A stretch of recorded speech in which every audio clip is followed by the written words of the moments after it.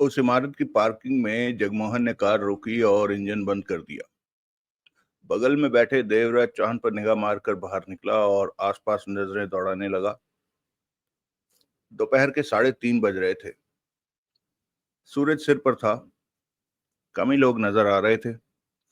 देवराज चौहान ने सिगरेट सुलगाई और कार से बाहर आकर जगमोहन को देखा। किसे ढूंढ रहे हो? देवराज चौहान ने चेहरे पर शांत सी मुस्कान उभारी। जगमोहन ने गहरी सांस लेकर देवराज चौहान को देखा। मैं देख रहा हूं यहाँ फिर से कोई हमारे इंतजार में तो नहीं। सब ठीक है, वो मामला खत्म हो चुका है। फिर भी मैंने सोचा नजर मार लेना ठीक है, क्योंकि जब भी मुसीबत शुरू हुई है यहीं से शुरू हुई है। जब जब हम रवि बाबा से मिलने आए, मुसीबत पहले से ही यहाँ पर हमारे इंतजार में थी। जगमोहन का स्वर गंभीर था। आओ। देवराज चौहान और जगमोहन इमारत के भीतर प्रवेश कर गए। ये महंगा ऑफिस कॉम्प्लेक्स था। बड़ी बड़ी कंपनियों के ऑफिस यहाँ थे। व्यस्त जगह और व्यस्त इलाका था ये। बाहरी सड़क पर से निकलने वाले वाहनों का शोर मध्यम सा कानों में पड़ रहा था। लिफ्ट का इस्तेमाल न करते हुए सीढ़ियां चढ़कर दोनों दूसरी मंजिल पर स्थित रवि बाबा के ऑफिस में पहुंचे। रिसेप्शन के पास कुर्सी पर 18-20 साल का युवक मौजूद था। जगमोहन जब पहले यहाँ आया था, तब भी इसी युवक को उसने देखा था। नमस्कार साहब। युवक जगमोहन को देखकर कह उठा। जगमोहन ने सिर हिलाया और केबिन के दरवाजे पर नजर मारी। युवक ने देवराज चौहान की ओर देखा। रवि बाबा भीतर? जगमोहन ने कहना चाहा। मालिक तो आए नहीं अभी, युवक कह उठा। आधा घंटा पहले मालिक का फोन आया था कि आप आए तो आपसे कह दूं कि वो नहीं आ रहे। उन्हें कहीं खास काम के लिए जाना पड़ गया है। खास काम? जगमोहन की आंखें सिकुड़ी। जो काम अब हमने करना था, उससे खास काम भला कौन सा? वो तुम्हें मैसेज दे रहा है, देवराज चौहान ने टोका। फालतू की बात मत सोचो। जगमोहन के होंठ भिज गए। और क्या कहा बाबा ने? देवराज चौहान ने पूछा। यही कहा, युवक बोला। मालिक ने कहा कि इतना ही कह दूं। जगमोहन के चेहरे पर झल्लाहट के भाव उभरे। आओ। देवराज चौहान ने जगमोहन को देखा। तमाशा बना रखा है बाबा ने। मैंने कहा है आओ, कहकर देवराज चौहान बाहर जाने वाले दरवाजे की तरफ बढ़ गया। जगमोहन ने खा जाने वाली निगाहों से युवक को देखा, फिर बाहर की तरफ बढ़ गया। रास्ते में दोनों में कोई बात नहीं हुई, परंतु पार्किंग में खड़ी कार के पास पहुंचते ही जगमोहन तीखे स्वर में कह उठा। घंटे भर पहले उससे बात हुई। यहाँ मिलने का वक्त फिक्स हुआ और अब मैसेज दे रहा है कि वो हमसे मिलने का मौका नहीं छोड़ सकता। देवराज चौहान ने कहा। कोई खास काम आ गया होगा जो कि नहीं पहुंच पाया।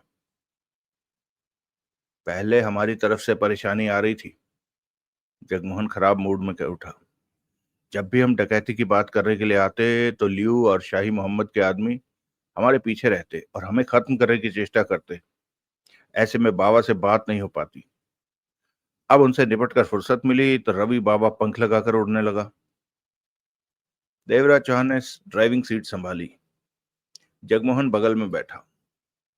कार पार्किंग से निकली और सड़क पर आ गई। रवि बाबा जिस डकैती के बारे में बात कर रहा है, जाने वो कैसी होगी। शुरू होने से पहले ही हर बार अड़चन आ रही है। देवराज चौहान के होंठों पर मुस्कान उभरी। तुम खामखा उखड़ रहे हो, शाम को बाबा को फोन करना। वो अवश्य जरूरी काम पर गया होगा, देवराज चौहान बोला। जगमोहन ने कुछ नहीं कहा। सीट की पुष्ट से सिर टिकाकर आंखें बंद कर ली। अगला दृश्य। दिन भर जगमोहन उखड़ा रहा और शाम 4 बजे जगमोहन ने रवि बाबा को फोन किया। वो मिला। क्यों भाई? दूसरी तरफ से उसकी आवाज सुनते ही जगमोहन कह उठा। तेरे इरादे क्या हैं? इरादे? क्या मतलब? सुबह तेरे से बात हुई, मिलने का वक्त तय हुआ और देवराज चांद के साथ जब मैं वहां पहुंचा तो तुम्हारा फोन नंबर तो है नहीं मेरे पास, मांगने पर भी तुमने दिया नहीं कि मुझे कोई काम पड़ जाए तो फोन पर तुम्हें बता सकूं। रवि बाबा का शांत स्वर कानों में पड़ा। तुम्हारे फोन के बाद सुबह ही ज्वेलर्स संघ के चेयरमैन ओम प्रकाश पवार का फोन आ गया। उनके पास जाना पड़ा। अब ताजा खबर यह है कि दिल्ली में जेवरातों की जो प्रदर्शनी होने जा रही थी, किसी वजह के कारण वो कैंसिल हो गई है। जगमोहन को अपने पैरों के नीचे से जमीन खिसकती हुई मालूम हुई। तुम्हारा तुम्हारा मतलब है कि 22 अरब की डकैती अब नहीं हो सकेगी? होगी, परंतु महीने भर बाद। प्रदर्शनी की तारीख 1 महीने आगे बढ़ा दी गई है। ऐसा क्यों? पूना से आते वक्त कल रात 4 ज्वेलर्स की एक्सीडेंट में मौत हो गई है। ऐसे में प्रदर्शनी की तारीख को आगे बढ़ाना पड़ा। रवि बाबा की गंभीर आवाज कानों में पड़ी। जगमोहन ने गहरी सांस ली। तो अब क्या किया जाए? 1 महीने का इंतजार। लेकिन मैं कल ही तुम लोगों से मिलकर वहां की सुरक्षा व्यवस्था के बारे में बता दूंगा कि देवराज चौहान इस पर ध्यान दे सके कि 22 अरब के जेवरातों पर कैसे हाथ। बाबा, एकाएक जगमोहन ने टोका।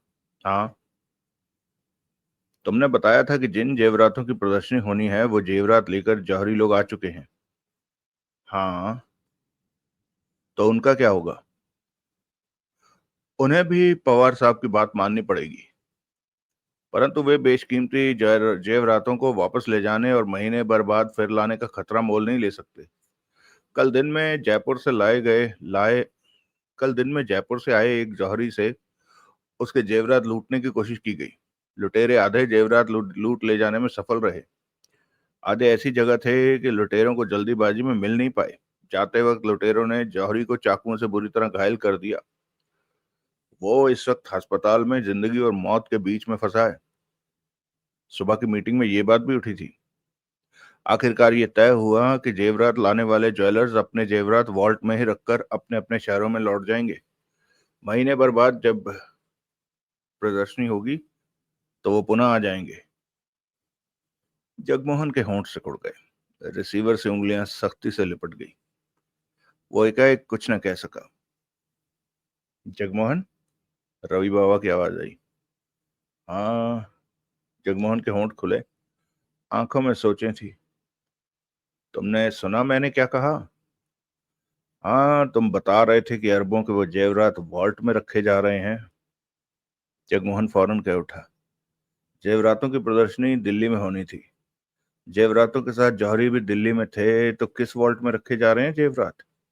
दिल्ली के किसी वॉल्ट में या मुंबई के? दिल्ली के ही वॉल्ट है। दिल्ली का ही वॉल्ट है। कौन सा? कौन सा? रवि बाबा का सोच भरा स्वर उनके कानों में पड़ा। वॉल्ट के नाम का जिक्र तो हुआ था, लेकिन भूल भूल गए। काम की बात भूल गए। फालतू की बातें याद रही। जगमोहन कह उठा। मालूम करो, दिल्ली का वो वॉल्ट कौन सा है जहां करोड़ों के जेवरात रखे जा रहे हैं। वॉल्ट के बारे में जो भी जानकारी मिले मुझे बताना। कुछ पल की चुप्पी के बाद बाबा का स्वर कानों में पड़ा। तुम करना क्या चाहते हो? बता दूंगा, लेकिन पहले वो काम करो जो मैंने कहा है। वो जरूरी है। वॉल्ट के बारे में मालूम करने के लिए कब फोन करो? कभी भी कर लेना। मुझे याद था नाम, लेकिन भूल गया। नाम भी मालूम करो और अरबों के जेवरात के बारे में भी मालूम करो कि वॉल्ट में वो कैसे रखे जा रहे हैं। हर जौहरी को अलग लॉकर दिया जा रहा है, या फिर इन जेवरातों को रखने वालों ने क्या सिस्टम तैयार किया है? मैं कल सुबह फोन करता हूँ। ठीक है, कल सुबह फोन करूं? करना। रवि बाबा का सोच से भरा स्वर उसके कानों में पड़ा। जगमोहन ने रिसीवर रखा और बंगले के उस हिस्से की तरफ बढ़ गया जिधर देवराज चौहान था। अगला दृश्य। जगमोहन ने सारी बात देवराज चौहान को बताई। कश लेते हुए देवराज चौहान ने जगमोहन की कही बात को गंभीरता से सुना। जेवरातों की प्रदर्शनी का काम 1 महीने आगे कर दिया गया है, और जो अरबों के जेवरात प्रदर्शनी में दिखाए जाने थे उन्हें एहतियात के तौर पर दिल्ली के किसी वॉल्ट में रखा जा रहा है। जगमोहन कुछ पल ठहर कर कह उठा। मेरे ख्याल में वॉल्ट में रखे जेवरात तक पहुंचना ज्यादा आसान होगा। बजाय कि प्रदर्शनी में रखे गए जेवरातों पर हाथ डालने से। प्रदर्शनी में खतरा ज्यादा हो सकता था। खतरा और कठिनाई दोनों ही जगह बराबर हैं, देवराज चौहान ने गंभीर स्वर में कहा। प्रदर्शनी में अपनी तरह का खतरा है तो वॉल्ट पर हाथ डालने में अपनी तरह का खतरा। जगमोहन ने पहलू बदला। अरबों के जेवरातों को अगर वॉल्ट में रखा जा रहा है तो वहां सुरक्षा के इंतजाम कम नहीं होंगे, देवराज चौहान ने शांत स्वर में कहा। लेकिन इस बात से हमें फायदा हो गया। ये फायदा कि हम दो में से एक जगह चुन सकते हैं कि कहाँ हमें हरकत में आना है। महीने बाद प्रदर्शनी में हाथ डालना है जेवरातों पर, या वॉल्ट में रखे जेवरातों तक पहुंचना है। तुम्हारा क्या ख्याल है, कहाँ हाथ डालना ठीक होगा? चेहरे पर सोचों के भाव समेटे देवराज चौहान उठा और खिड़की के पास जा खड़ा हुआ। पहले ये जानना जरूरी है कि दिल्ली के किस वॉल्ट में वो जेवरात रखे जा रहे हैं। वहां सिक्योरिटी क्या है? ये तो स्पष्ट है कि जहां अरबों के जेवरात रखे जा रहे हैं वहां सिक्योरिटी जरूरत से ज्यादा टाइट होगी। जगमोहन के चेहरे पर बेचैनी उभरी। बाबा बताएगा इस बारे में, उसे सब कुछ मालूम करने को कहा है। सुबह उससे बात करूंगा। अगले दिन सुबह जगमोहन ने रवि बाबा को फोन किया। बात हुई। मालूम किया कुछ? उसकी आवाज सुनते ही जगमोहन ने जल्दी से पूछा।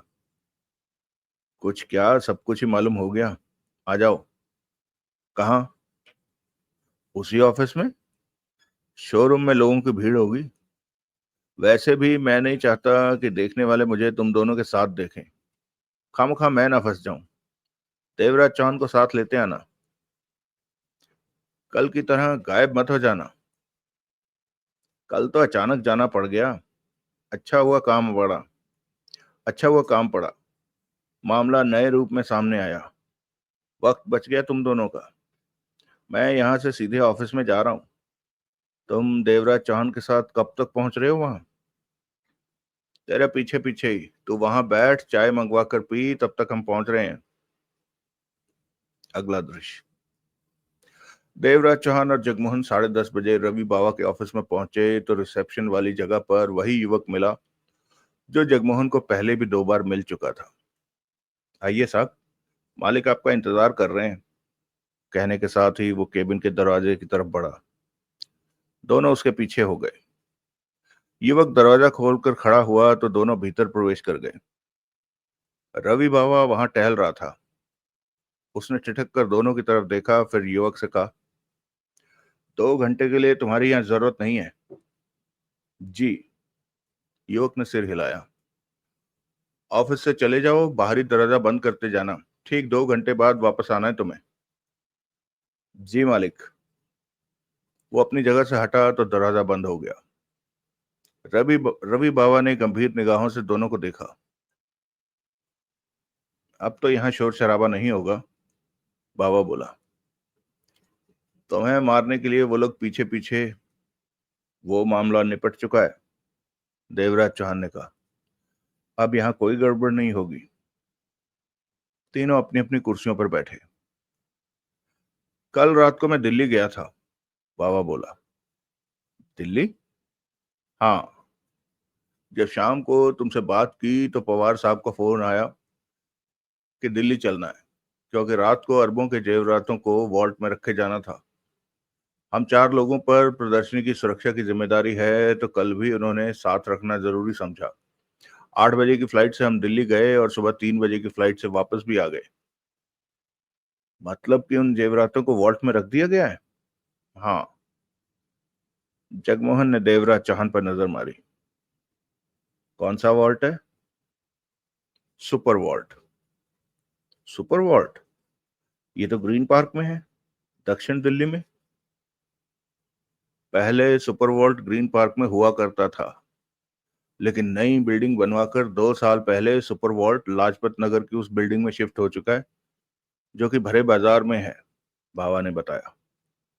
ओह। देवराज चौहान ने सिगरेट सुलगाई। तुमने ये बात अच्छी तरह देखी कि वहां वॉल्ट की क्या क्या सिक्योरिटी है, और मैंने ये बातें ज्यादा से ज्यादा जानने की कोशिश की है। वॉल्ट वालों ने भी मेरे हर सवाल का जवाब देने की चेष्टा की थी, वरना उन्हें डर था कि कहीं हम उनका वॉल्ट छोड़कर दूसरा वॉल्ट किराए पर न ले लें। मात्र 1 महीने में उन्होंने अरबों के जेवरातों को अपनी सुरक्षा में रखना है। उसके लिए उन्हें 40 लाख रुपया दिया गया है।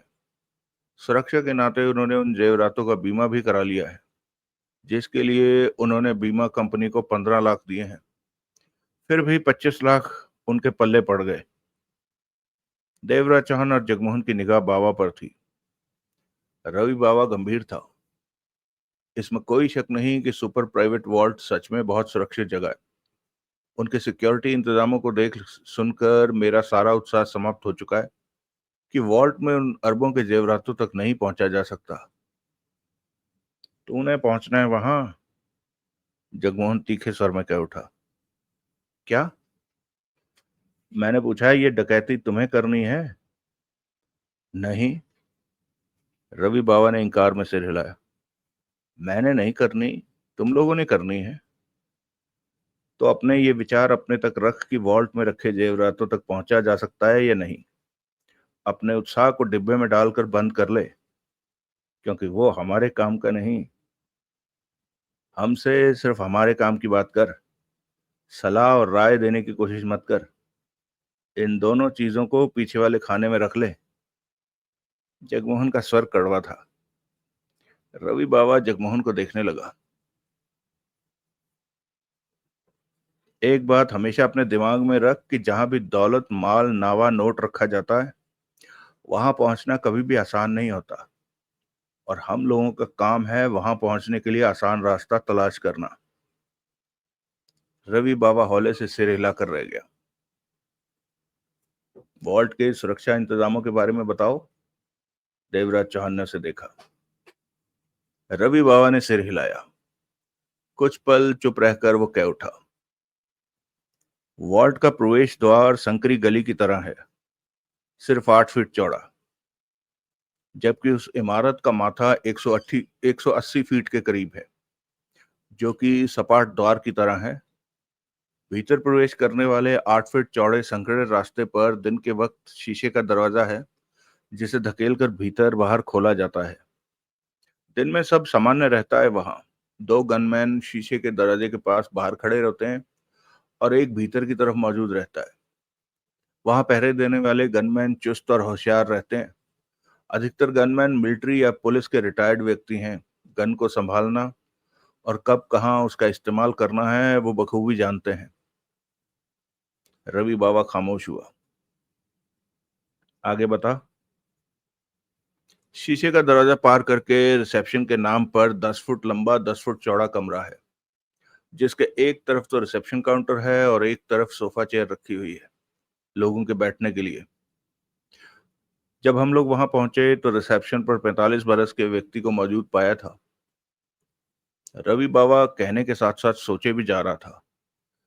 वहीं से 3 दरवाजे अलग अलग खुलते हैं। पहला दरवाजा कंट्रोल रूम का है, जहां से वॉल्ट के जर्रे जर्रे पर नजर रखी जाती है। कंट्रोल रूम में सुरक्षा का सारा इंतजाम है। वॉल्ट के भीतर जगह जगह वीडियो कैमरे फिट हैं। उन कैमरों के दम पर कंट्रोल रूम में बैठे बैठे हर जगह पर नजर रखी जाती है।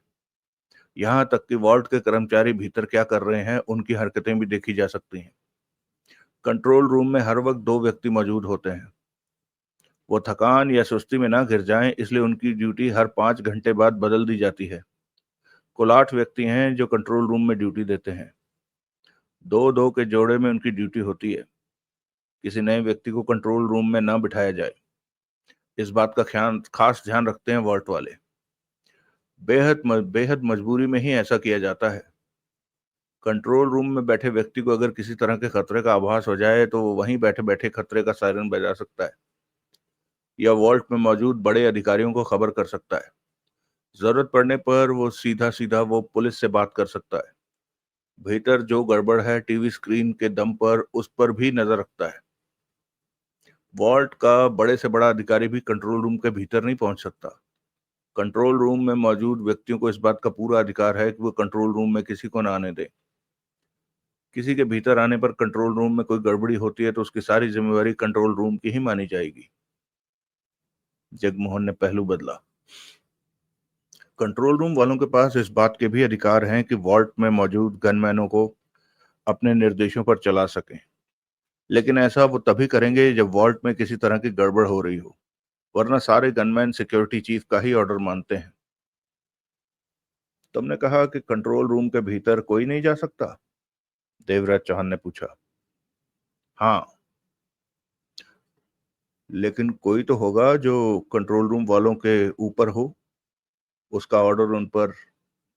हाँ, मैनेजर, वॉल्ट मैनेजर भसीन, राजन भसीन, उसका ऑर्डर वहां का जर्रा जर्रा मानता है। सब जगह उसी की चलती है, वो जहां चाहे वहां जा सकता है, जबकि इतनी छूट वॉल्ट मालिकों को भी नहीं है। कंट्रोल रूम में मौजूद व्यक्ति वॉल्ट के मालिकों को देखकर कंट्रोल रूम नहीं खोलेंगे, लेकिन भसीन के एक इशारे पर वो कंट्रोल रूम खोल देंगे।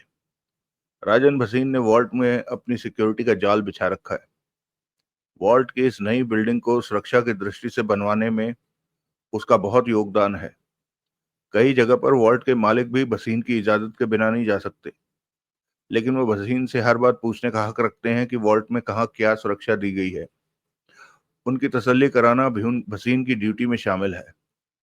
मालिक लोग अगर वॉल्ट के भीतर का राउंड लेना चाहते हैं तो उनके साथ भसीन अवश्य होगा।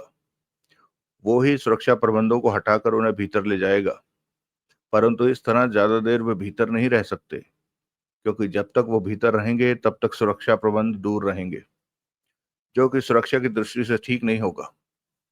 वॉल्ट मालिकों की निगाह में राजन भसीन जब तक ठीक से काम कर रहा है ठीक है, वरना जब उन्हें एहसास होगा कि उसके काम में लापरवाही आने लगी है तो भसीन को हटाकर वो सारा कंट्रोल खुद भी ले सकते हैं। 3 वॉल्ट मालिक हैं, उनमें से कोई एक हर रोज वहां आता है। सब कामों में उसकी नजर रहती है। वो भसीन के कामों में भी वो भसीन के कामों में कभी भी दखल नहीं देता, सब कामों को ठीक से होता देखता रहता है। वॉल्ट के 3 मालिक कौन है? क्या क्या नाम है उनके? देवराज चांद ने पूछा। हसमुख गुलाटी, विकास मल्होत्रा और राज दीवान, ये 3 सुपर प्राइवेट वॉल्ट के मालिक हैं। रवि बाबा ने सिर हिलाकर कहा। विकास मल्होत्रा को पार्टनर बने सिर्फ 6 महीने ही हुए हैं। पहले विकास मल्होत्रा का पिता दौलत राम मल्होत्रा पार्टनर था, परंतु 6 महीने पहले दौलत राम मल्होत्रा की हार्ट अटैक से मौत हो गई, तो उसके बाद उसकी जगह उसका बेटा विकास मल्होत्रा आ गया।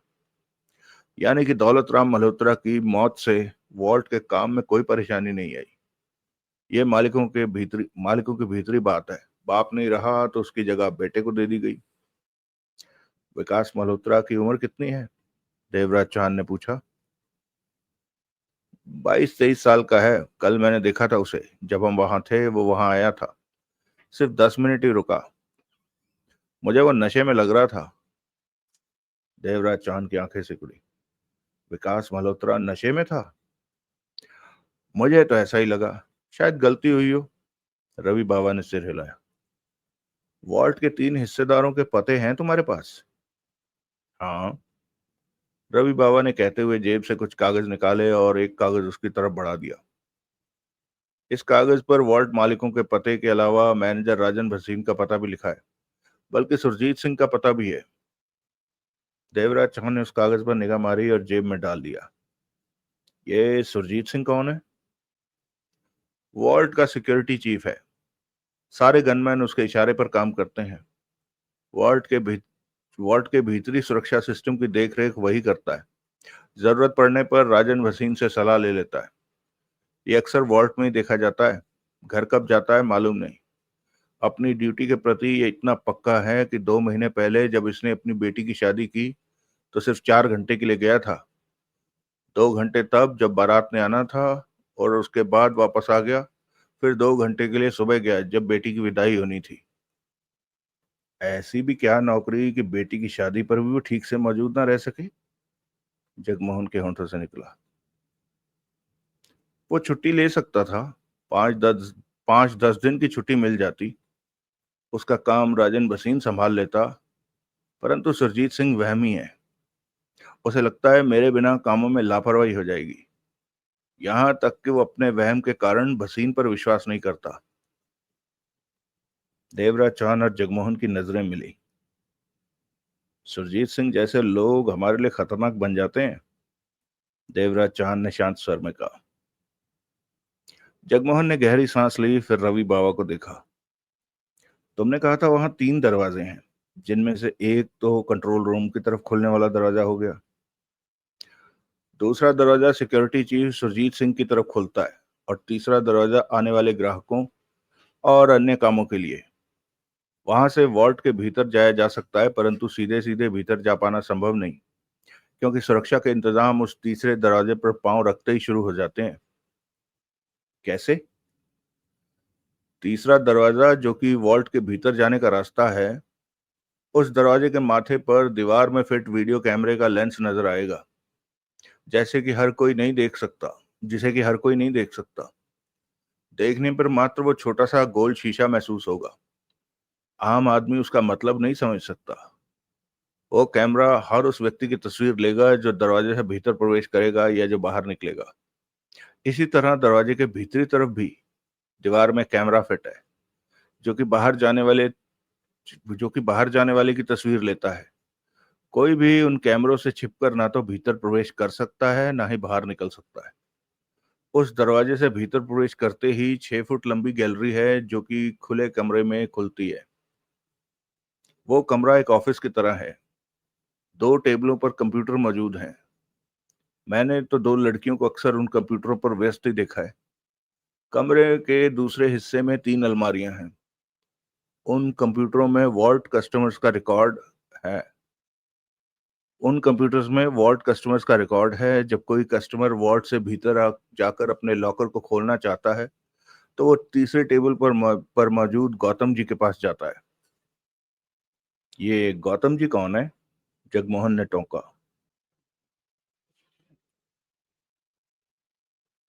गौतम जी कौन? जगमोहन ने टोका। वो 55 साल का पका हुआ सख्त आदतों वाला व्यक्ति है। मुझे नहीं लगता कि वो कभी मुस्कुराया भी होगा। कटखने कुत्ते की भांति हमेशा नजर आएगा। मुझे तो ऐसा ही लगा कि वो कभी भी काट सकता है, परंतु बात करते वक्त उसका लहजा बेहद नरम रहता है। भीतर धसी आंखों से वो जैसे सामने वाले का एक्सरे करता नजर आता है। जिसने लॉकर खोलना होता है, वो पहले गौतम जी से फार्म लेकर उसमें नाम, पता और समय लिखकर हस्ताक्षर करता है। गौतम जी वो फार्म कंप्यूटर वाली लड़की को दे आते हैं। दोनों में से जिस कंप्यूटर में उस व्यक्ति का रिकॉर्ड होता है, वहां से उसके हस्ताक्षर और उस व्यक्ति को देखकर उसकी तस्वीर भी देखी जाती है। तसल्ली होने पर गौतम जी नीचे लगा बटन दबा देते हैं जूते से, तो पीछे के कमरे से कोई वहां आ जाता है, जो कस्टमर्स को उस हॉल में ले जाता है जहां कतारबद्ध लॉकर्स की शेल्फें लगी हैं। उसके लॉकर में मास्टर की से वो व्यक्ति एक लॉक खोलता है और वापस हॉल के प्रवेश द्वार पर आकर खड़ा हो जाता है। कस्टमर दूसरी चाबी से अपना लॉकर खोलता है। जो भी रखना निकालना होता है करके वो अपना लॉकर बंद करके दरवाजे पर आता है, जहां उसे लाने वाला व्यक्ति मौजूद है। वो उसे लेकर वापस उस कमरे में आ जाता है। गौतम जी कस्टमर से उसी फॉर्म पर उससे जाने का वक्त लिखवाते हैं और हस्ताक्षर करवा लेते हैं। आने वाले के पास अगर कोई फालतू सामान ना हो तो वहां आने वाले के पास अगर कोई फालतू सामान हो तो वहां मौजूद अलमारियों में रखा जा सकता है।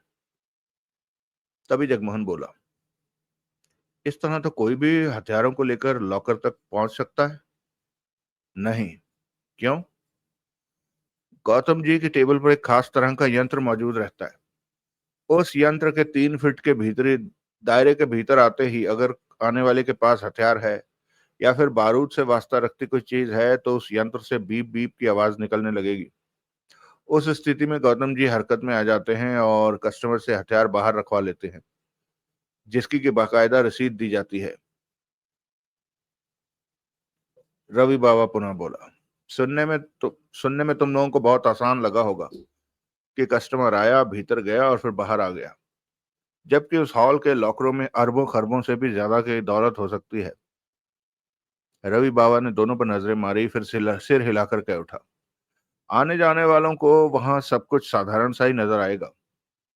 उस सारे रास्ते पर वीडियो कैमरे लगे हैं, लेकिन कोई वॉल्ट के उस हॉल में जहां हजारों लॉकर हैं कब्जा कर ले, किसी तरह कुछ लोग वहां पहुंच जाएं, तो मोर्चा कैसे जीता जा सकता है? इसका कोई इंतजाम है? जगमोहन बोला। पुख्ता इंतजाम है। रवि बाबा गहरी सांस लेकर मुस्कुरा पड़ा। कैसा इंतजाम? जगमोहन की आंखें सिकुड़ी। क्षणिक खामोशी के बाद रवि बाबा कह उठा, अगर वार्ड के लॉकरों वाले हॉल में कोई कब्जा कर ले, प्रवेश द्वार भीतर से बंद कर ले, या ऐसी किसी स्थिति के लिए उस हॉल में 6 गुप्त दरवाजे हैं जो। गुप्त दरवाजे? जगमोहन के होठों से निकला। हाँ, बाबा ने सिर हिलाया। यूं भी कह सकते हो कि हॉल की दीवारों के दूसरी तरफ अलग अलग दिशाओं में दीवारों के साथ लगते कमरे हैं। आमतौर पर वो कमरे खाली ही रहते हैं या जरूरत के मुताबिक इस्तेमाल किए जाते हैं। कोई भी उन कमरों को देखकर ये नहीं सोच सकता कि कमरे के पीछे वाली दीवार में से छोटी सी जगह बिना किसी आवाज के सरक कर एक तरफ हो सकती है और दूसरी तरफ हॉल में प्रवेश किया जा सकता है। ऐसी 6 जगह हैं, यानी कि हॉल के भीतर कोई कब्जा कर ले तो उन 6 गुप्त दरवाजों से पुलिस या कमांडोज भीतर प्रवेश करके सारे मामले को संभाल सकते हैं। ओह, लेकिन उन रास्तों को खोलने की का रिमोट मालिकों के केबिन में मौजूद तिजोरी में रहता है, जिसे खोलने के लिए 2 चाबियों का इस्तेमाल होता है। तिजोरी की एक चाबी तीनों में से किसी एक मालिक के पास होती है और दूसरी चाबी वॉल्ट के मैनेजर राजन भसीन के पास होती है। उस रिमोट तक अकेले इसलिए पहुंच किसी की नहीं है कि कोई बाहरी व्यक्ति रिमोट को हासिल करके उसका गलत इस्तेमाल न कर ले। कुछ पलों के लिए वहां चुप्पी रही। अगर कोई चुपके से भीतर चले जाना चाहे किसी तरह, जो कि संभव ही नहीं है क्योंकि वहां सिक्योरिटी तगड़ी है, वीडियो कैमरे तो बिना रुके काम करते ही रहते हैं, फिर भी कोई वहां के तालों से छेड़छाड़ करे तो अलार्म बज उठेगा। कोई चुपके से वॉल्ट के भीतरी हिस्से में पहुंच जाए तो वहां फर्श के नीचे कई जगह ऐसा अलार्म सिस्टम लगा हुआ है कि 15 किलो से ज्यादा का बोझ पड़ते ही अलार्म बज उठेगा। लेकिन वहां तो लॉकर खोलने वाले या वॉल्ट वाले जाते ही होंगे, उनका पांव भी पड़। तुम गौतम जी को भूल रहे हो।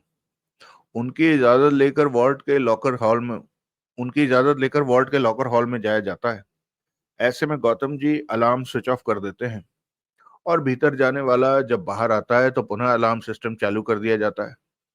कोई लापरवाही नहीं होती। सब काम बहुत ही ढंग से सुचारू रूप से चलते हैं। गौतम जी सुबह 8 बजे से रात 10 बजे तक ड्यूटी देते हैं। उसकी गैर मौजूदगी में ये काम राजन भसीन या सुरजीत सिंह या फिर किसी जिम्मेदार व्यक्ति के हवाले कर दिया जाता है। जरूरत पड़ने पर गौतम जी वहीं रुक जाते हैं।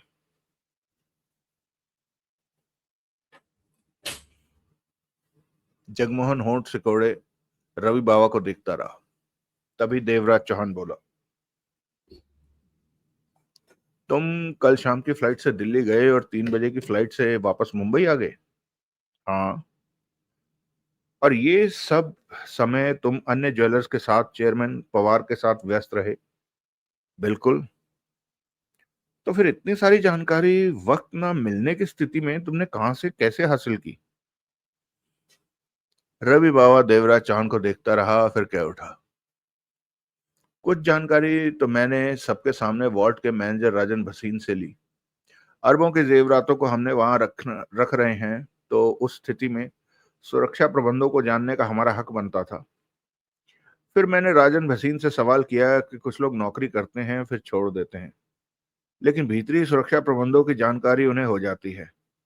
वो वॉल्ट के भीतरी सुरक्षा प्रबंधों के बारे में बाहरी लोगों को बता सकते हैं। जवाब में भसीन ने कहा कि हम कोशिश तो यही करते हैं कि सुरक्षा प्रबंधों के बारे में बात खुले ही नहीं, लेकिन कोई किसी को बता भी देता है तो उससे उनकी सुरक्षा पर कोई फर्क नहीं पड़ता, क्योंकि हमारे सुरक्षा प्रबंध मौजूद हैं। उदाहरण के तौर पर उसने बताया कि आज ही एक गार्ड को नौकरी से निकाला है, जिसकी ड्यूटी वॉल्ट के भीतरी हिस्से में रहती थी। उसे इसलिए निकाला गया है कि कुछ महीने से ड्यूटी पर वो चोरी छिपे शराब पी लेता था। वार्निंग देने पर भी नहीं माना तो उसे नौकरी से निकालना पड़ा। बाबा खामोश हुआ। दोनों ने गंभीर खामोशी की निगाह बाबा पर थी। दोनों की गंभीर खामोशी भरी निगाह बाबा पर थी। राजन भसीन से मुझे अच्छी खबर मिली थी। उस गार्ड का नाम पता जानना कोई बड़ी बात नहीं थी। वॉल्ट का काम खत्म करके हम एयरपोर्ट पर रवाना हुए तो मैंने रिश्तेदार से मिलने का बहाना किया कि 1 घंटे बाद एयरपोर्ट पहुंच जाऊंगा। वैसे भी फ्लाइट में 1.5-2 घंटे का वक्त था। वहां से मैं सीधा मदनगीर नाम के दक्षिणी इलाके में पहुंचा। गार्ड के घर का पता मदनगीर का ही था। रात को उसे पकड़ा। वो तगड़े नशे में था, नींद में था। उसे नींद से उठाकर 100 की गड्डी दिखाई तो उसका कुछ नशा उतरा, संभला, सीधा हुआ। मात्र 10,000 में उसने वार्ड के भीतरी सुरक्षा प्रबंध मुझे बता दिए और कोई सवाल ना पूछा। मेरे ख्याल में मेरे चले आने के पश्चात गड्डी को बगल में दबाए वो सो गया होगा। इस तरह इधर से उधर ये सब बातें मालूम की जो बता रहा हूं। देवराज चौहान ने सिगरेट सुलगाई। जगमोहन बोला, तो अरबों के वो जेवरातों को तो अरबों के वो जेवरात वॉल्ट के उस हॉल के लॉकरों में? नहीं। रवि बाबा ने उसकी बात काटी। मैं तो सुरक्षा प्रबंधों की बात कर रहा, उन जेवरातों के बारे में नहीं। क्या मतलब? जेवरात वॉल्ट के उस हॉल में लॉकरों में नहीं है? जगमोहन की आंखें सिकुड़ी। रवि बाबा के चेहरे पर गंभीरता स्पष्ट नजर आने लगी। ठीक समझे, रवि बाबा बोला, उस हॉल में लाखों लॉकर हैं, लेकिन अरबों के जेवरात उस हॉल में लाखों लॉकर हैं। लाखों लॉकर कैसे हो सकते हैं? बकवास। उस हॉल में लाखों लॉकर हैं, लेकिन अरबों के जेवरातों को रखने के लिए ज्वेलर्स संघ ने केबिन किराए पर लिया है। केबिन? देवराज चांद ने उसे देखा। जगमोहन के चेहरे पर अजीब से भाव आ ठहरे। हाँ, वॉल्ट की भाषा में उसे केबिन ही कहा जाता है। वैसे वो आर्म्स प्रूफ स्टील का बॉक्स है जो कि 10 फीट लंबा और 6.25 फीट चौड़ा है। करीब 9 फुट उसकी ऊंचाई है। अरबों के जेवरात उसी बॉक्स में रखे गए हैं। प्रवेश द्वार से भीतर रास्ता उस हॉल तक पहुंचता है जहां लॉकर है। वहीं से बाईं तरफ मुड़ती है गैलरी, जो कि छोटी सी है। उसी गैलरी की दीवार ही वो दरवाजा है जो केबिन हॉल में जाने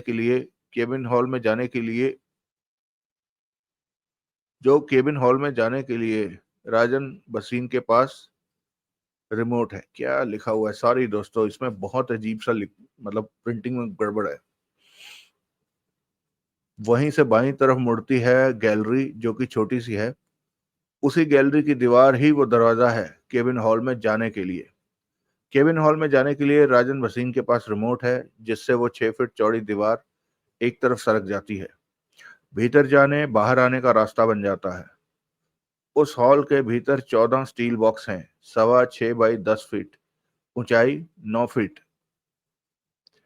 हॉल में उचित उचित फासले पर रखे हुए हैं। उस बॉक्स की चाबियां मैनेजर राजन भसीन के पास नहीं रहती, वॉल्ट के मालिकों की तिजोरी में रहती हैं, और तिजोरी मैं बता ही चुका हूं कि कैसे खुलती है। उन बॉक्स के बारे में बताओ, देवराज चौहान ने कहा। विदेश में निर्मित स्टील के बने वो आर्म्स प्रूफ बॉक्स हैं। उन पर कैसा भी बम फेंका जाए उन्हें नुकसान नहीं होगा। कैबिन की दीवार पर बम का निशान अवश्य दिखाई देगा। कटर से उसे काटा नहीं जा सकता क्योंकि बॉक्स की दीवारों में स्टील की 4 परतों में से एक परत लोहे की है जिसमें कि करंट दौड़ता है। किसी ने स्टील काटने की चेष्टा की तो वो तीव्र करंट उसकी जान ले लेगा। रवि बाबा गंभीर था। जगमोहन ने देवराज चौहान को देखा। उन बक्सों को सरकाया जा सकता है? देवराज चौहान ने बोला। उसे जरा सा ऊपर उठाकर नीचे छोटी छोटी स्टील की गोलियां रख दें तो उनके ऊपर उसे सरकाया जा सकता है। वो स्टील बॉक्स या केबिन खांचे में फिट है। फिट? देवराज चौहान के माथे पर बल उभरे। कैसे फिट है? फर्श पर स्टील के ही बॉक्स के साइज के एंगल हैं। उस पर वो बॉक्स रखा है कि उसे जरा भी इधर उधर ना सरकाया जा सके। वो भारी इतना है कि उसे उठाकर स्टील के फ्रेम से निकालना असंभव है। हर बॉक्स पर नंबर लिखा है। जिस बॉक्स में अरबों का जेवरात को रखा गया है वो 9 नंबर बॉक्स है। 9 नंबर बॉक्स? जगमोहन के होठों से निकला। हाँ, सुनते रहो। अगर किसी तरह वहां कोई पहुंच जाए और कोई खतरा ना आए, हम ये मानकर चलते हैं, तो भी उसे खोलने पर कुछ हाथ नहीं लगेगा। वैसे तो वो खुलेगा ही नहीं। उस बॉक्स के दरवाजे का लॉक खोलना असंभव सी बात है। तुमने कहा कि खोल भी लिया जाए तो कुछ हाथ नहीं आएगा? देवराज चौहान बोला। हाँ, रवि बाबा ने बेचैनी से सिर हिलाया। जहां पर फ्रेम में फंसाकर बॉक्स रखा है उसके नीचे स्टील का फर्श बिछा है, पल्लों वाला स्टील का फर्श। जैसे हम कोई दरवाजा खोलते हैं ठीक उसी तरह स्टील का एक दरवाजा उस बॉक्स का फर्श है जिसका संबंध सीधे सीधे बॉक्स के दरवाजे पर लगे लॉक से है। आगे कहो। जगमोहन की आंखें सिकुड़ चुकी थी। देवराज चौहान भी उसे देख रहा था। लॉक में असली चाबी न जाकर नकली चाबी के भीतर जाने और लॉक के लीवरों से छेड़छाड़ होते ही खतरे का अलार्म बजने लगेगा। मान लो अलार्म ना बजा और असली चाबी के बिना कैबिन का दरवाजा खोला गया, तो कैबिन का फर्शनुमा दरवाजा उसी पल खुलेगा और बॉक्स में रखा सामान नीचे गिर जाएगा। नीचे क्या है मैं नहीं जानता, लेकिन सेकंडों में सारा सामान नीचे चला जाएगा और फर्श के पल्ले पुनः वैसे ही बंद हो जाएंगे। यानी कि वो बॉक्स खाली मिलेगा जिसमें अरबों के हीरे जवाहरात पड़े हैं। पल भर के लिए सन्नाटा सा छा गया वहां। जगमोहन कभी देवराज चौहान को देखता तो कभी रवि बाबा को। रवि बाबा ने व्याकुलता से पहलू बदला। वो पुनः बोला, सच बात तो यह है कि सुपर प्राइवेट वॉल्ट में प्रवेश किया ही नहीं जा सकता। वहां सिक्योरिटी वाले सख्त नजरें हर वक्त हर तरफ रखते हैं। कंट्रोल रूम वाले उस मक्खी को भी देख लेते हैं जो भीतर हो। जगह जगह खतरे के अलार्म है। इन सब बातों को पार भी कर लिया जाए तो जिस हॉल में बॉक्स रखे हैं उसके भीतर जाने के लिए रिमोट चाहिए कि प्रवेश द्वार खोला जा सके, और वो रिमोट मालिकों की तिजोरी में पड़ा है जिसे खोल पाना संभव नहीं। इस बात को भी पीछे छोड़कर सोचते हैं कि तुम लोग बॉक्स वाले हॉल में पहुंच गए। कोई कैमरा तुम लोगों को नहीं देख रहा। ऐसे में तुम लोगों ने 9 नंबर बॉक्स के लॉक को खोलने की चेष्टा की। ऐसा होते ही अलार्म बजना शुरू हो जाएगा। लेकिन हम ये भी सोच लेते हैं कि अलार्म नहीं बजा, दरवाजा तुम लोगों ने खोल लिया, तो उस दरवाजे का इलेक्ट्रॉनिक सिस्टम उस दरवाजे से जुड़ा है जो कि बॉक्स का केबिन रूपी दरवाजा है। इधर केबिन का दरवाजा खुला और उधर फर्श पर बना वो दरवाजा और भीतर मौजूद अरबों के जेवरात नीचे जा गिरेंगे और फर्श रूपी वो दरवाजा खुद ब खुद पहले की तरह ऊपर उठकर बंद हो जाएगा। इसमें 1 मिनट के करीब का वक्त लगेगा। देवराज चौहान ने शांत भाव में सिगरेट सुलगाई। जगमोहन ने माथे पर आया पसीना पोंछा। तू परेशानी से भरी इतनी बातें बता रहा है तो काम कैसे होगा? जगमोहन ने कहा। मेरी राय में तो ये काम हो ही नहीं सकता। वॉल्ट में मौजूद जेवरातों को नहीं लूटा जा सकता। रवि बाबा सूखे होंठों पर जीभ फेर कर परेशानी से कह उठा। मेरी मानो तो प्रदर्शनी में हीरे जवाहरातों पर हाथ मारना ठीक होगा। मैं तुम्हें वहां के सुरक्षा प्रबंधों के बारे में बता। वॉल्ट को तुमने भीतर से देखा है? देवराज चौहान ने पूछा। लगभग पूरी तरह से। रवि बाबा ने उसे देखा। नक्शा बना दो वॉल्ट के भीतरी रास्तों का, हर चीज का। कहाँ सिक्योरिटी है, कहाँ कैमरे फिट हैं, किधर वो लॉकरों वाला हॉल है तो किधर केबिन वाला हॉल। कोई भी चीज छूटनी नहीं चाहिए। मैनेजर के केबिन किधर है और वॉल्ट मालिकों का कमरा किधर है? देवराज चौहान ने उसे देखा। रवि बाबा ने उसे देखते हुए बेचैनी से पहलू बदला। मैं समझा नहीं। मैंने तुम्हें वॉल्ट के भीतरी हिस्सों का नक्शा बनाने को कहा है, लेकिन वहां वॉल्ट में कुछ भी नहीं किया जा सकता। उधर मैंने तुम्हें नक्शा बनाने को कहा है। मेरी मानो तो प्रदर्शनी में। तभी परेशान से ढंग में जगमोहन ने टेबल पर हाथ मारकर कहा, तेरे को नक्शा बनाने को बोला है तो नक्शा बना। सलाह जब मांगे तब देना। रवि बाबा ने गहरी सांस लेकर जगमोहन को देखा, फिर सिगरेट सुलगाने लगा। मिनट भर की चुप्पी रही उनके बीच। नक्शा बनाने के लिए कागज पेंसिल बाजार से लाकर दूं क्या? जगमोहन बोला। जरूरत नहीं है, लेकिन ये वक्त खराबी वाली बात है। रवि बाबा धीरे से रवि बाबा धीमे स्वर में कह उठा। इन सब जानकारियों को पाने के दौरान ही मुझे एहसास हो गया था कि वॉल्ट में डकैती नहीं की जा सकती। की जा सकती है या नहीं ये देखना तेरा नहीं, देवराज चौहान का काम है। तू नक्शा बना। वक्त लगेगा, 3-4 घंटे तो लग ही जाएंगे, रवि बाबा ने बेमन से कहा। जगमोहन बैठा है तुम्हारे पास? देवराज चौहान ने उठते हुए बोला। मैं जा रहा हूं, जितनी भी देर लगे लगा दो। जब नक्शा बन जाए तो इसे दे देना। तुम जा रहे हो? बाबा बोला। मेरी यहां जरूरत नहीं। लेकिन तुम करोगे क्या? मुझे भी तो कुछ पता चले। रवि बाबा कह उठा। बता देंगे। जगमोहन कह उठा। कुछ करने से पहले तेरे को पूरी रिपोर्ट देंगे।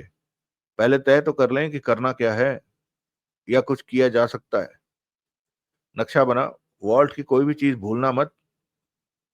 देवराज चौहान वहां से बाहर निकल गया। अगला दृश्य। शाम का अंधेरा जब फैलने लगा तो जगमोहन बंगले पर पहुंचा। देवराज चौहान सोफे पर लेटा था। चेहरे पर खुली अखबार रखी थी। आ गए? उसके पास आने पर देवराज चौहान बोला। हाँ। जगमोहन गहरी सांस लेकर सोफे पर बैठ गया। देवराज चौहान ने चेहरे से अखबार हटाई और उठकर बैठ गया। जगमोहन ने जेब से तय किया नक्शा निकाला और टेबल पर रखते हुए बोला। बाबा ने ये वॉल्ट का नक्शा बनाकर दिया है। देवराज चौहान ने कागज पर निगाह मारी और पैकेट निकालकर सिगरेट सुलगाई। तुम्हें क्या लगता है वॉल्ट में डकैती हो जाएगी? जगमोहन ने पूछा। देवराज चौहान कुछ नहीं बोला। मुझे तो नहीं लगता कि ये सब हो पाएगा। जगमोहन ने पुनः कहा। बाबा ने वहां की सिक्योरिटी के बारे में जो बताया है वो सुनकर तो नहीं लगता कि वॉल्ट में डकैती करना ठीक होगा। मैं इतनी जल्दी कोई जवाब नहीं देना चाहता। देवराज चौहान ने कहा। अरबों के जेवरातों ने 1 महीना वॉल्ट में रहना है। हमारे पास बहुत वक्त है। इस 1 महीने में हम वॉल्ट में मौजूद जेवरातों तक पहुंचने का रास्ता बना सकते हैं। अगर ऐसा नहीं हो पाया तो पीछे हट जाएंगे और जब जेवरातों की प्रदर्शनी लगेगी तब उनके बारे में सोचेंगे। जगमोहन ने पहलू बदला। हमें दिल्ली जाना होगा। देवराज चौहान ने कहा। दिल्ली? वॉल्ट वहीं है। लोग वहीं हैं। जो भी करना सोचना है अब वो दिल्ली में ही होगा। जगमोहन ने कुछ नहीं कहा। सोहनलाल की वहां जरूरत पड़ सकती है। देवराज चांद ने जगमोहन को देखा। मैं आज ही सोहनलाल से मिल लूंगा। वो तभी बाहर कार रुकने की आवाज आई। दोनों की नजरें मिली।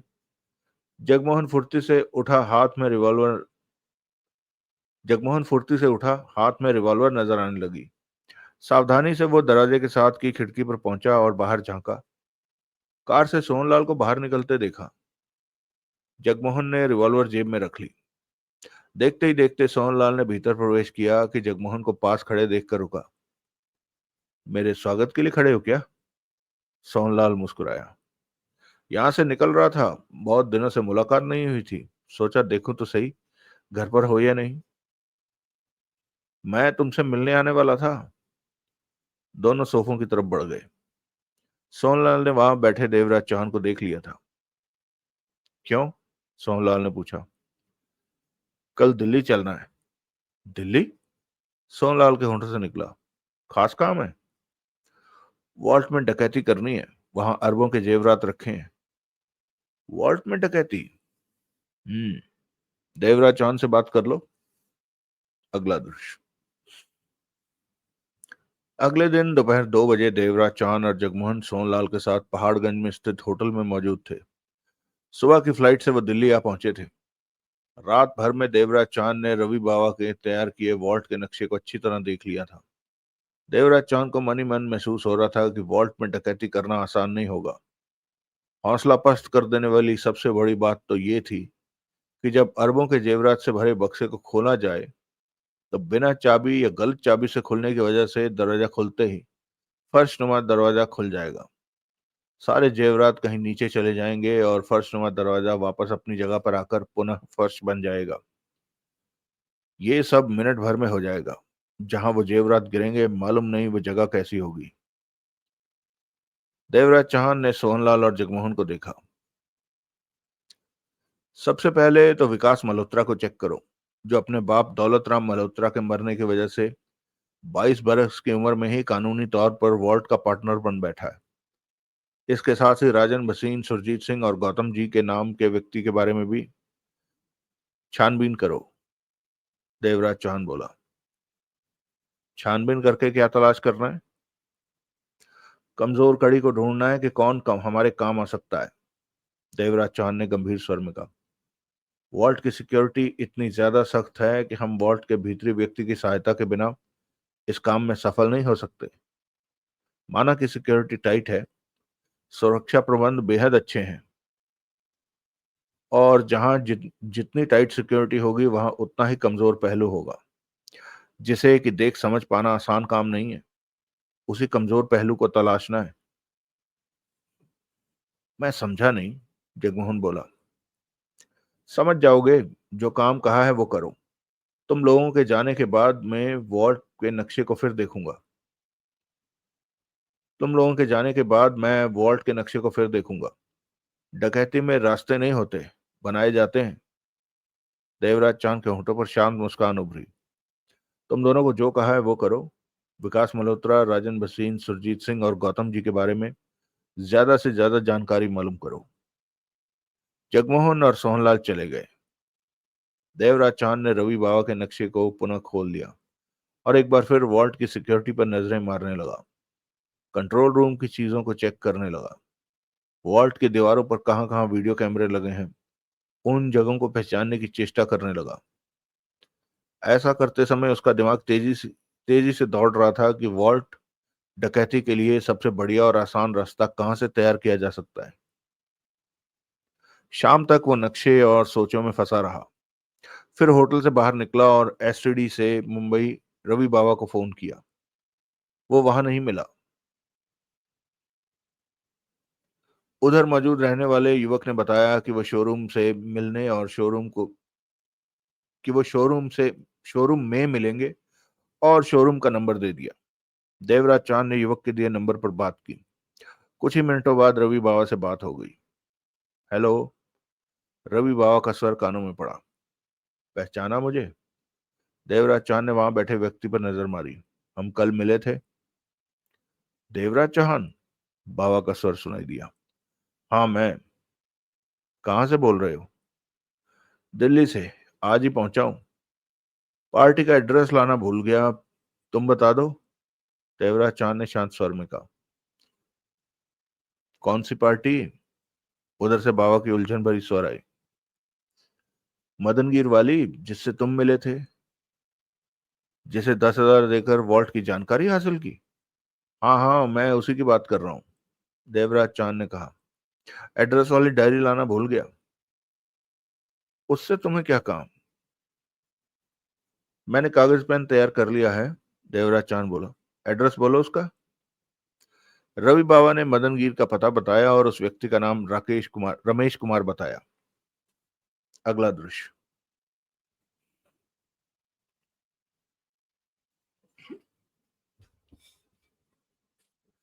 रवि बाबा के बताए पते पर मदनगीर में देवराज चौहान जब पहुंचा तो 8 बज रहे थे। हर तरफ अंधेरा छा चुका था। रमेश कुमार के घर को तलाश करने में ज्यादा परेशानी नहीं हुई। वो 50 गज में बना एक कमरे का मकान था। दरवाजा खुला था, लाइट रोशन थी। तेज आवाज में पुरानी फिल्मों का गाना टेप रिकॉर्डर पर चल रहा था। कमरे में एक तरफ डबल बेड था। दीवार से सटी लोहे की पुरानी अलमारी थी। टांड पर पुराने जमाने के सूटकेस रखे हुए थे। सेंटर टेबल पर विस्की की सीलबंद बोतल, खाली गिलास और कागज में 2-3 तरह के नमकीन रखे थे। पास ही एक कुर्सी रखी थी। देवराज चांद ने कमरे में निगाह दौड़ाई। कोई भी वहां नहीं था। तभी कमरे के साथ लगता बाथरूम का दरवाजा खुला और तहमत डाले 35 वर्षीय व्यक्ति ने वहां कदम रखा कि ठिठक गया देवराज चांद को देखकर। क्यों? वो मुस्कुराया। मेरी बोतल पार करने का इरादा है क्या? देवराज चांद के होंठों पर मुस्कान उभरी। नहीं। देखने में तो बोतलों के चोर लग रहे हो। वो आगे बढ़ा और खाली कुर्सी पर बैठते हुए उसने बोतल थामी और उसे खोलकर गिलास में विस्की डाली। बिना पानी के ही गिलास उठाया, फिर तगड़ा सा घूंट भरा। देवराज चांद 3 कदमों के फासले पर खड़ा था। रमेश कुमार नाम है तुम्हारा? हाँ।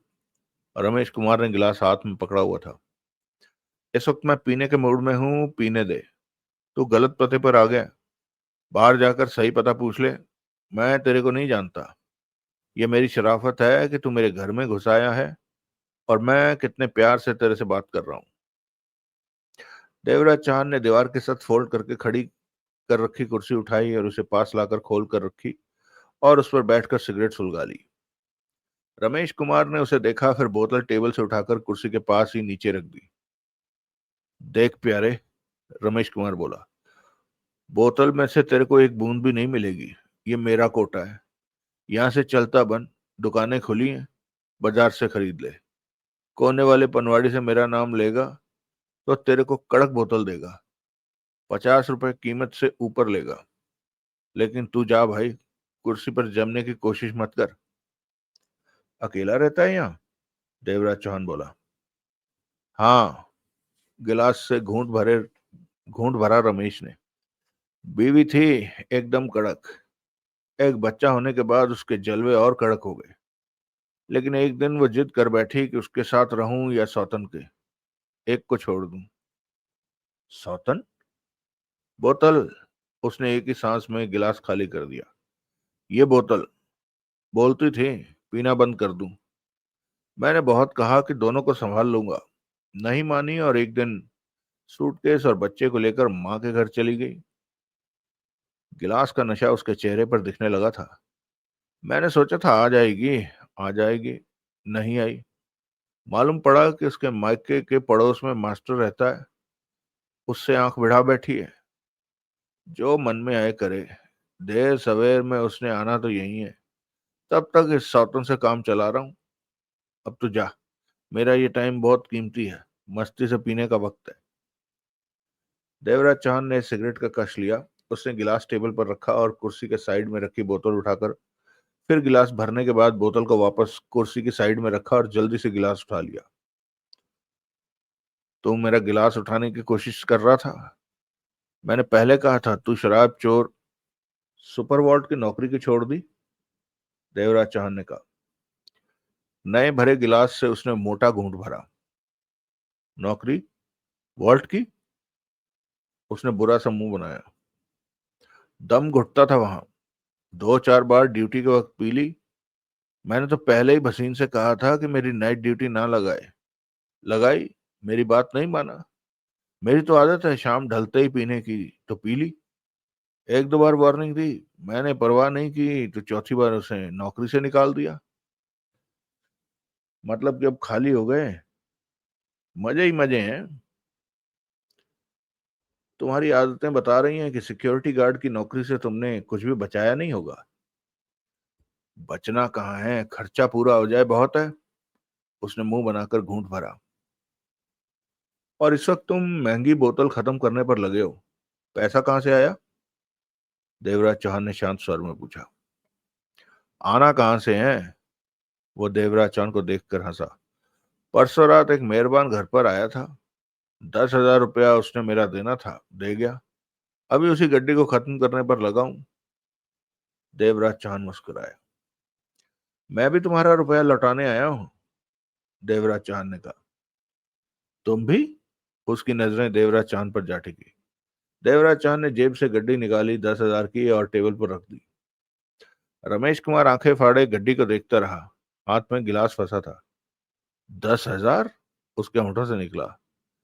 बैंक की बंद गड्डी है। कहीं तुमने ज्यादा उधार तो नहीं देना? एक से मैंने ज्यादा भी लेना है। वो तुम तो नहीं हो? उसने देवराज चौहान को देखा। कैसा कमीना है बताओ। हैं? मैं वो भी हो सकता हूँ। उसने घूंट भरकर गिलास टेबल पर रख दिया। क्या मतलब? अगर तुमसे काम की कोई जानकारी मिली तो ये गड्डियां बढ़कर 5 भी हो सकती हैं। 5? 10 भी हो सकती हैं। अभी? बिल्कुल अभी। रमेश कुमार ने जल्दी से गिलास उठाया और एक ही सांस में खाली कर दिया। कौन हो तुम?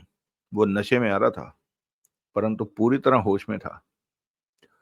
जो परसों तुम्हें 10 दे गया था उसी ने मुझे भेजा है। देवराज चौहान का स्वर शांत था। रमेश कुमार सतर्क नजर आने लगा। तुम्हें मालूम है उसके साथ मेरी क्या बात हुई थी? हाँ, तुमने उसे वार्ड के सुरक्षा प्रबंधों के बारे में बताया था। जो तुम जानते हो सब कुछ बता दिया था। रमेश कुमार जल्दी से उठा और सबसे पहले उसने खुले दरवाजे को बंद किया। फिर टेबल पर रखी गड्डी को उठाकर पुरानी अलमारी में कहीं ठूसा और कठिनता से टेढ़े दरवाजे की अलमारी को बंद किया। उसके बाद बाथरूम में गया। फौरन ही लौटा। मुंह धोकर आया था। देवराज चांद शांत निगाहों से उसे देख रहा था। वो वापस कुर्सी पर बैठा। देवराज चांद पर नजर मारकर बोतल उठाई और गिलास भरा। तुम लोगे? नहीं। पी लो, वो बोला। बोतल की परवाह मत करो, एक और पड़ी, तुम पियो। मर्जी तुम्हारी। सोचों में डूबे उसने बोतल नीचे रखी। मैंने उसे सब बता दिया था, अब तुम क्या पूछने आए हो? देवराज चांद ने सिगरेट सुलगाई, उसे देखा। वो देवराज चांद को ही देख रहा था। उसने तुमसे सुरक्षा प्रबंधों के बारे में जानकारी ली थी। मैं तुमसे कोई और बात करने आया हूं। क्या? वॉल्ट का छोटा वाला हॉल जहां केबिन के साइज के बक्से रखे हुए हैं, जिनमें एक मुश्त कीमती माल रखा जाता है। तुम समझे मैं कहाँ की बात कर रहा हूं? देवराज चांद का स्वर शांत था। उसने सूखे होठों पर जीभ फेरी, सिर हाँ में हिलाया, फिर टेबल पर रखा गिलास उठा लिया। मालूम हुआ है कि अगर कोई वहां पहुंचकर डुप्लीकेट चाबी से बक्से का दरवाजा खोले तो बॉक्स का फर्श, जो कि स्टील का दरवाजे जैसा है, वो खुलते हुए नीचे झुकेगा और बॉक्स का सारा माल नीचे चला जाएगा और स्टील के वो पल्ले पुनः ऊपर को उठकर पहले की तरह बंद हो जाएंगे। क्या ऐसा सच में है? उसने आंखें अजीब से अंदाज में फैल ली। हाँ, तुम कहना क्या चाहते हो? मैं पूछना चाहता हूँ कि बक्स बॉक्स के नीचे बॉक्स का माल कहाँ जाता है? देवराज चांद बोला। मैं मैं नहीं जानता। कहने के साथ ही उसने आधा गिलास खाली कर दिया। नहीं जानते? देवराज चांद ने उसकी आंखों में झांका। नहीं। उसने इंकार में सिर भी हिलाया। गड्डी दो। क्या? 10,000 की गड्डी दो। मैं चलूं? मैं वहीं रुकता हूं जहां मेरे काम की बात हो। तुमने गड्डी को अलमारी में रखने की जल्दी कर दी। देवराज चांद के होंठों पर मुस्कान उभरी। लेकिन इसमें गड्डी का क्या कसूर? इतना है कि वो गलत हाथों में चली गई है। जो मैं जानना चाहता हूं वो किसी और से मालूम। जो तुम पूछ रहे हो वो कोई नहीं जानता। क्यों? क्यों क्या? इस सवाल की जानकारी आम नहीं है। ये बात बसीन सुरजीत सिंह जानते होंगे, वरना वॉल्ट के मालिकों को तो पता ही होगा। रमेश कुमार ने जल्दी से कहा। हम गार्ड्स भी इस बारे में आपस में बात कर लेते थे कि आखिर बक्से से नीचे जाने वाली दौलत कहाँ जाती होगी। मुझे इसका जवाब चाहिए। रमेश कुमार ने घूंट भरकर गिलास टेबल पर रखा। कुछ पल खामोशी रही वहां। महीने में एक बार खाली पड़े बक्सों में कुछ सामान डालकर चेक किया जाता है कि वो ठीक से काम कर रहे हैं या नहीं। ऐसी ही चेकिंग में मैं 2 बार साथ था। एकाएक रमेश कुमार बोला। कैसे की चेकिंग? गलत चाबी से बॉक्स के लीवरों से छेड़छाड़ की गई। जब विश्वास हो गया कि बॉक्स के डोर लॉक के लीवरों के साथ छेड़छाड़ हो गई है, तो सही चाबी लगाकर दरवाजा खोला। ऐसे में चेकिंग वास्ते जो सामान बीच में रखा गया था, दरवाजा खुलते ही वो कहीं नीचे गिरने लगा। गिरने के बाद कुछ सेकंडों में बॉक्स का फर्श नजर आने लगा था, जो कि नीचे लटक रहा था और ऊपर ऊपर आकर फर्श बन गया था। रमेश कुमार ने कहा। देवराज चांद से देखता रहा। तब मैनेजर राजन भसीन हमें वहीं रहने को कहकर गया और 20 मिनट बाद लौटा। उसके साथ वही सामान था जो कि पैकिंग के वाले बॉक्स में रखा गया था और गलत ढंग से दरवाजा खोलने पर नीचे गिरा था। देवराज चांद की आंखें सिकुड़ी। मतलब कि बॉक्स के नीचे गुप्त जगह में गिरने वाला सामान को वो 20 मिनट में ले आया? हाँ। वो अकेला गया था और अकेला आया? हाँ। तुमने मालूम करने की कोशिश नहीं की कि वो किस तरफ गया? और मैं क्यों मालूम करता? देवराज चांद चुप होकर उसे देखने लगा। तुम कौन हो? रमेश कुमार की निगाह देवराज चांद के चेहरे पर थी। देवराज चौहान खामोश रहा। वो कौन था जो मेरे से वॉल्ट के बारे में पूछताछ करके गया था? राकेश कुमार ने पुनः पूछा। देवराज चौहान ने सिगरेट का कश लिया। आखिर तुम लोग वॉल्ट की बातें करके चाहते क्या हो? डकैती। क्या? रमेश कुमार चीख उठा। डकैती करनी है वॉल्ट में, इसलिए तुमसे पूछताछ कर रहे हैं। चुप रहो। घबराहट में उसका सर अजीब सा हो उठा। इसके साथ ही उसने गिलास खाली कर दिया और उठकर अलमारी में से 10,000 की गड्डी निकालकर देवराज चांद के हाथ में थमा दी। ये लो, मुझे नहीं चाहिए। तुम्हारे इरादे खतरनाक हैं। इन कामों में मैं तुम्हारा भागीदार नहीं बन सकता। पक्का? हाँ। रमेश कुमार ने सूखे होंठों पर जीभ फेरी। अब मुझे लग रहा है कि वॉल्ट के बारे में परसों बताकर मैंने गलती की। बात खुल गई तो बच नहीं सकूंगा। वॉल्ट में जिसे भी नौकरी दी जाती है उससे शपथ पत्र लिया जाता है कि नौकरी छोड़ने के पश्चात भी वो वॉल्ट के बारे में कैसी भी जानकारी किसी के साथ साझी नहीं करेगा। उस शपथ पत्र के आधार पर ही वॉल्ट के मालिक केस बनाकर मुझे जेल में ठुसवा देंगे। ये कोई मजाक नहीं है। देवराज चांद ने हाथ में थमी गड्डी को देखा, फिर उठते हुए उसे जेब में डाल लिया। उन्हें नहीं पता चलेगा कि तुमने किसी को कुछ बताया है। बात निकल ही जाती है, उसने सूखे स्वर में कहा। मेरे दरवाजे से होकर वही बात निकलती है जिसे मैं निकालना चाहूं। देवराज चांद ने शांत स्वर में कहा। इसलिए तुम निश्चिंत होकर मजे में रह सकते हो। मैं तुम्हें 1,00,000 रुपए दूंगा अगर तुम ये मालूम कर दो कि बॉक्स के नीचे दौलत जहां जाती है वहां पहुंचने का रास्ता किधर से। नहीं, मैं कुछ नहीं मालूम करूंगा। इस बात के 5,00,000 दूंगा। पा, 5,00,000? रमेश कुमार को अपना गला सूखता सा महसूस हुआ। उसने जल्दी से नीचे रखी बोतल उठाकर उसे होठों से लगाकर गला तर किया। नहीं, ये फंसने वाला काम है। 10,00,000 दूंगा। रमेश कुमार ने होंठ भींच लिए। मैं जा रहा हूं। देवराज चांद दरवाजे की तरफ बढ़ा। ठहरो। उसके होंठों से कांपता स्वर निकला। देवराज चांद ठिठक कर पलटा।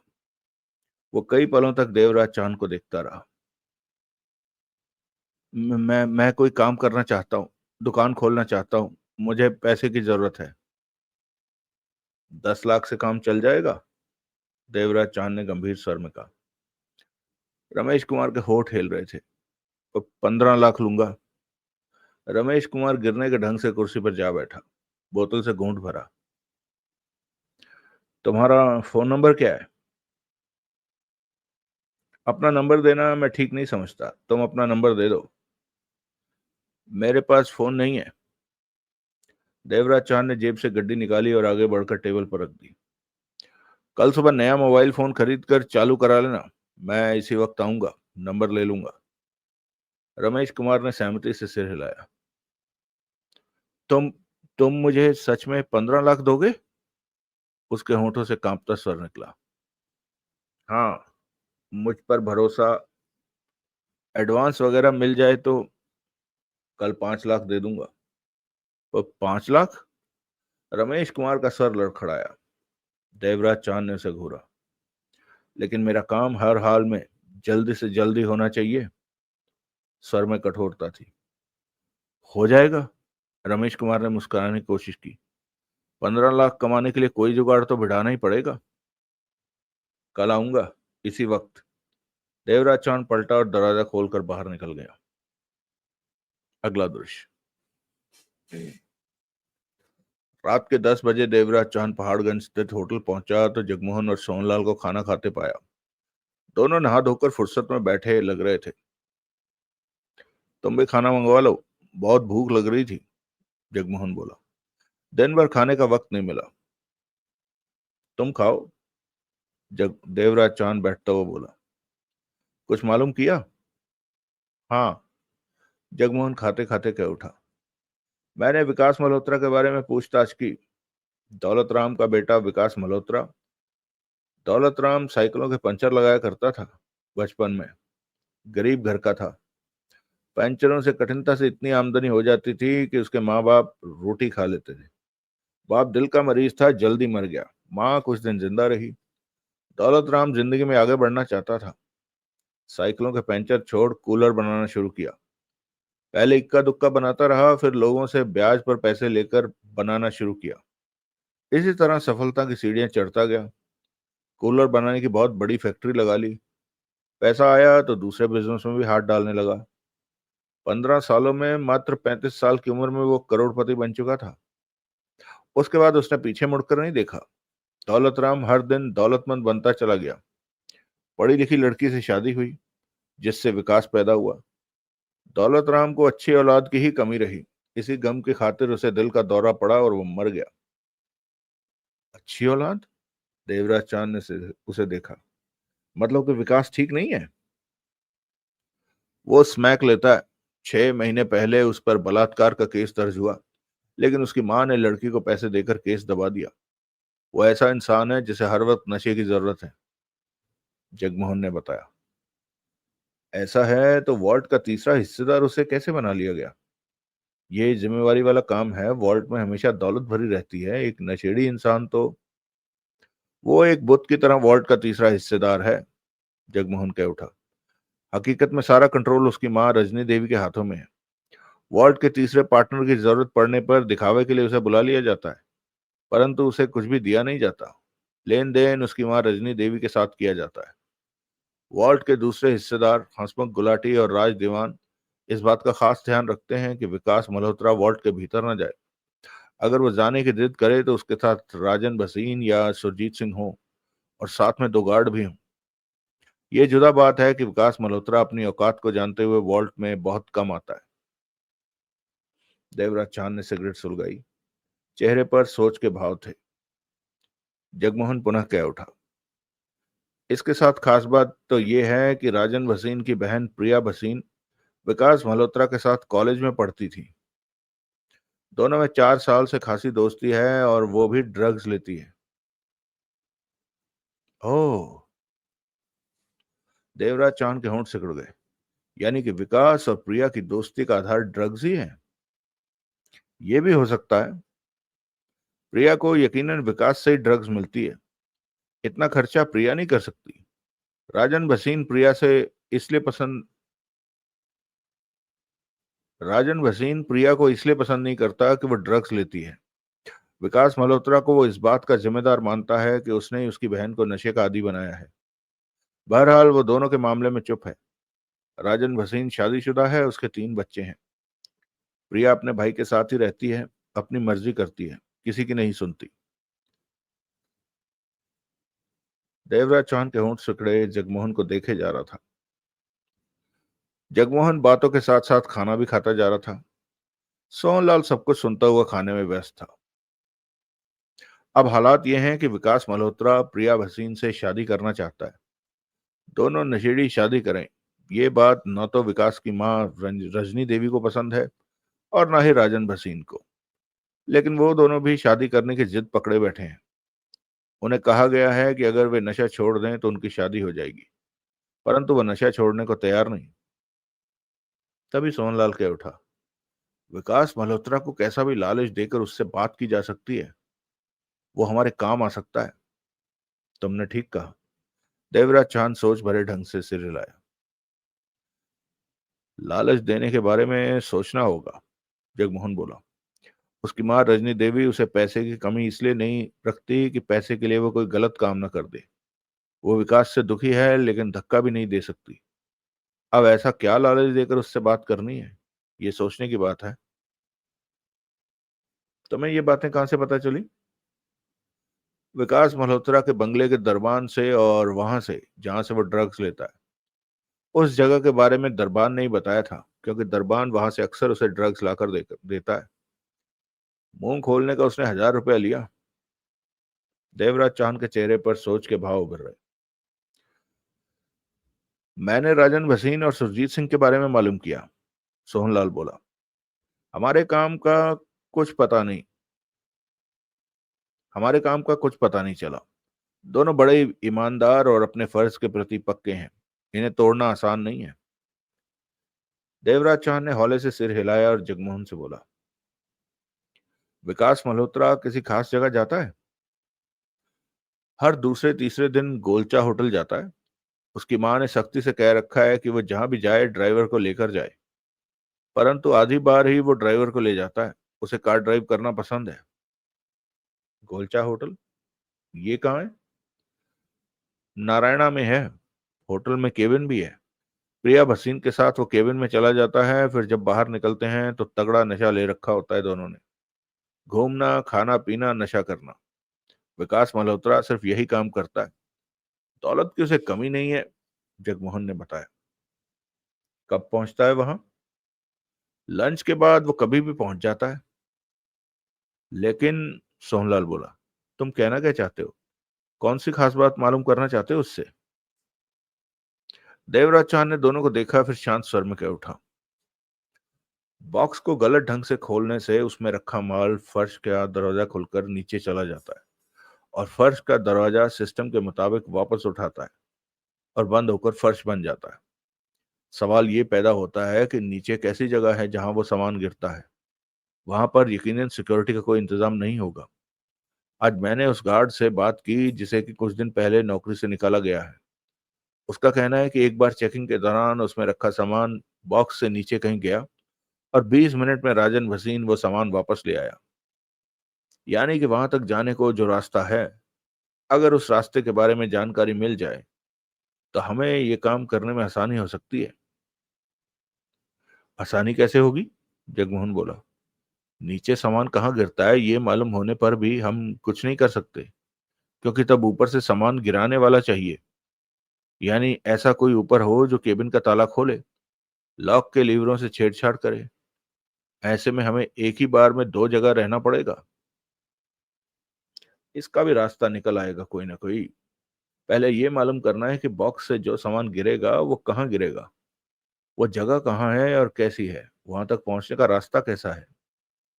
देवराज चौहान ने कहा, वॉल्ट में कुछ करने से पहले हमें हर तरफ के रास्तों के बारे में मालूम करना जरूरी है।